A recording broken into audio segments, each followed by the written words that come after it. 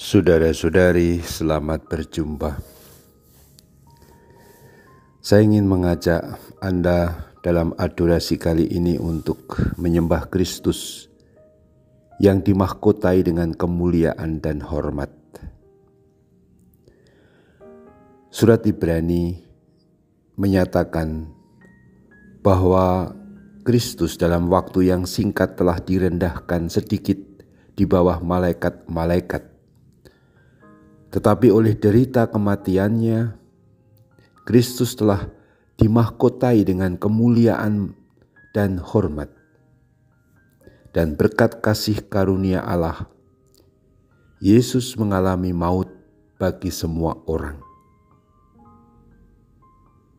Memang Allah menjadikan segala sesuatu bagi dirinya dan mengantar banyak orang kepada kemuliaan. Tuhan Allah Bapa kita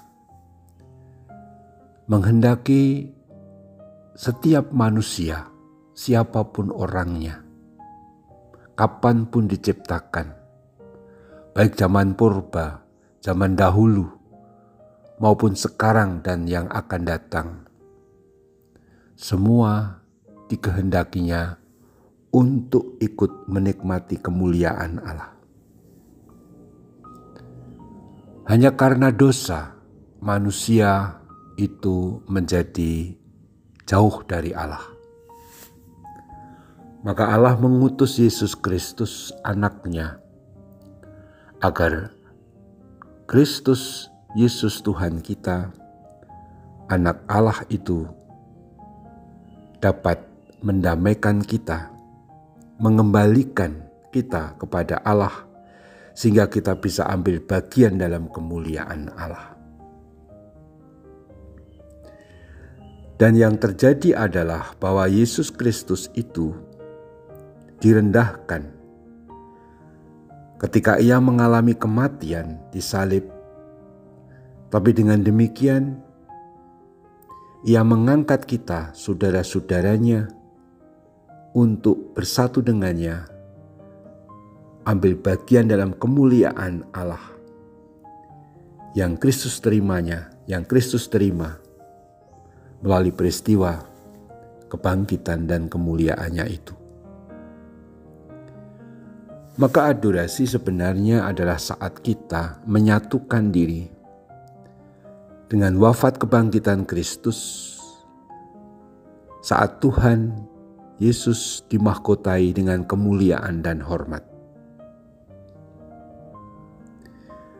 Tadi juga dikatakan dalam surat Ibrani bahwa Yesus mengalami maut bagi semua orang. Itu artinya maut yang Yesus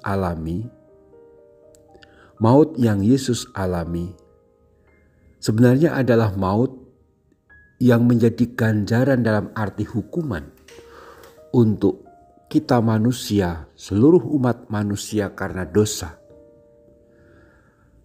Tapi Yesus Kristus yang tanpa dosa, yang adalah Sang Putra yang menjadi manusia, menanggung,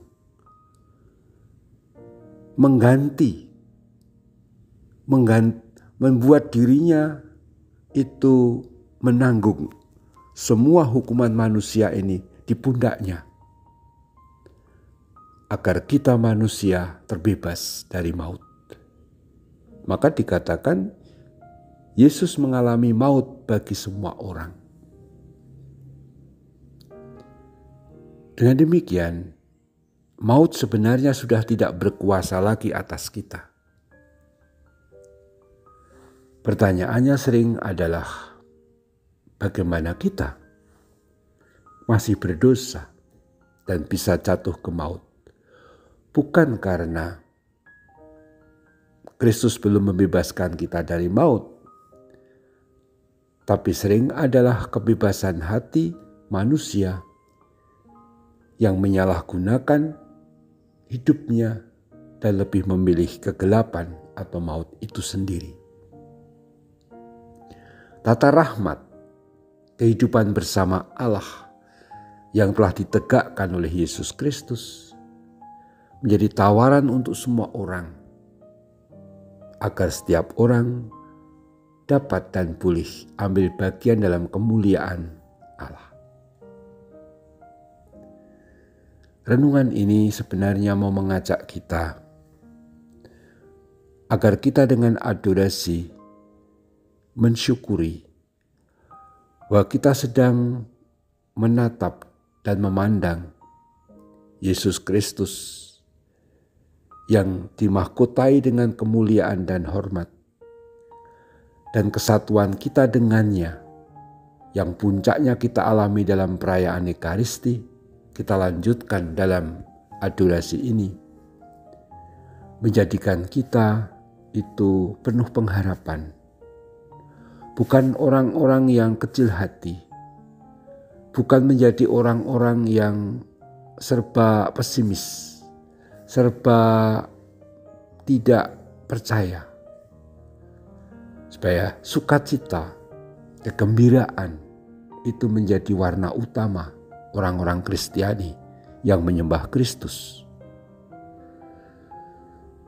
Sebab kita telah dijamin oleh penderitaan, wafat dan kebangkitan Kristus, sehingga kita sebenarnya sudah ditebus dan boleh ambil bagian dalam kemuliaan Tuhan.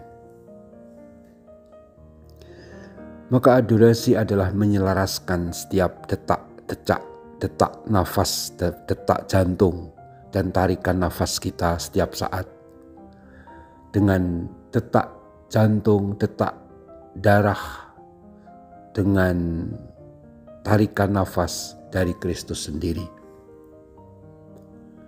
Adorasi itu seperti digambarkan juga oleh Paus Yohanes Paulus II, seperti murid yang dikasihi Yesus yang bersandar pada dada Kristus untuk merasakan dan menyatukan detak jantung kita dengannya, menikmati aliran ilahi dalam hidup Kristus agar menjadi hidup kita sendiri. Adorasi adalah senantiasa penegasan hal itu. Justru ketika kita sedang menyembah Kristus yang telah dimahkotai dengan kemuliaan dan hormat. Kita lanjutkan adorasi kita. Terpujilah Tuhan kita Yesus Kristus untuk selama-lamanya. Amin.